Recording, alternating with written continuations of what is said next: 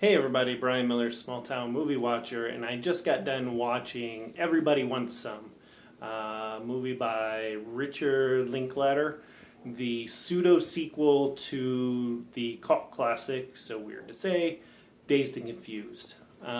This movie is rated R for, well, language, drug use, promiscuity, pretty much everything. No violence. There's zero violence in this movie, so let's get that part straight. So if you don't like movies with violence, watch this movie.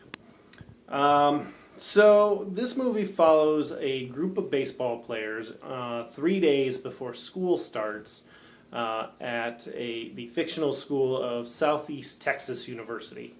I think that's what it is. Yeah. And it takes place in 1980, the end of disco, the beginning of rock and roll, and still the height of drug use for college students. And that's about the gist. It follows baseball players 3 days before college starts. Specifically, one baseball player who's a freshman, but even then, they all pretty much get equal time in this movie. Some with a couple more lines than others, but there's not just one star. I'm pretty sure that this movie, the star is the entire ensemble of baseball players.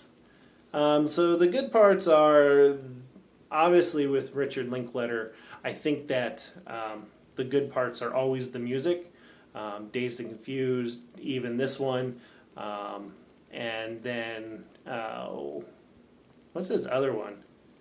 It's a really good one, and Almost Famous. That's it. Almost Famous.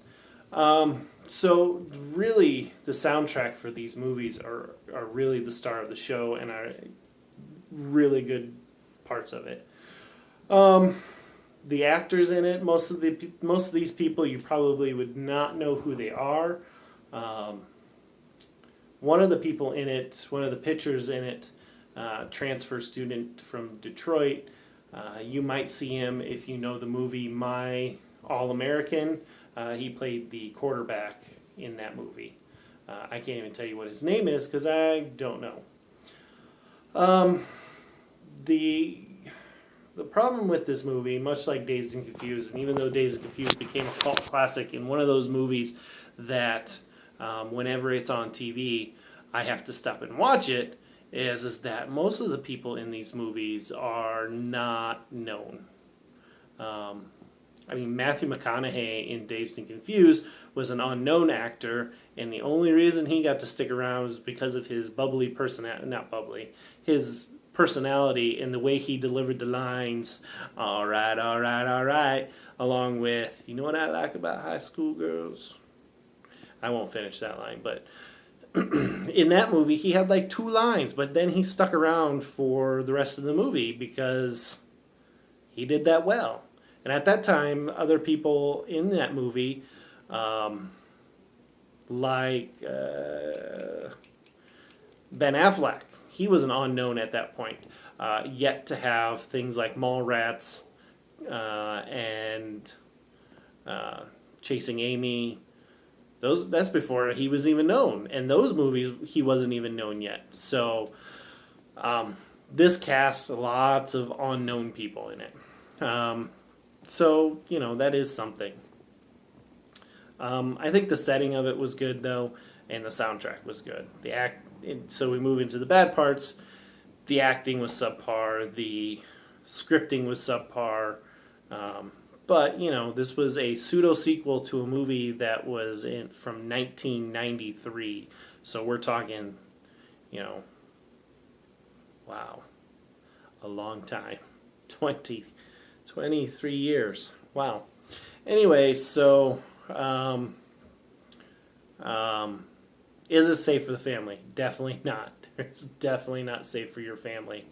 Like I said, drinking, drug use, swearing, and sexual content. Since this is away from the movie theaters, should this be a movie that you should rush out and get? I watched it because I had some Google credits. I take part in Google surveys, and I get about 40 cents every time I take a survey. So I had some credits stored up, and so I got this movie.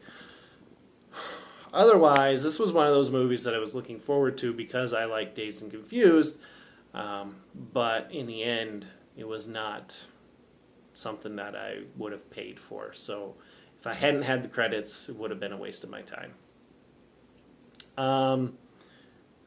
So with that, Brian Miller, Small Town Movie Watcher, and I got done watching Everybody Wants Some from Richard Linklater, rated R, and as I listed off earlier, all kinds of reasons except for violence. Zero fighting.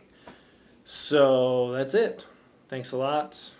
Go find a movie, get lost in it. Thanks, everybody.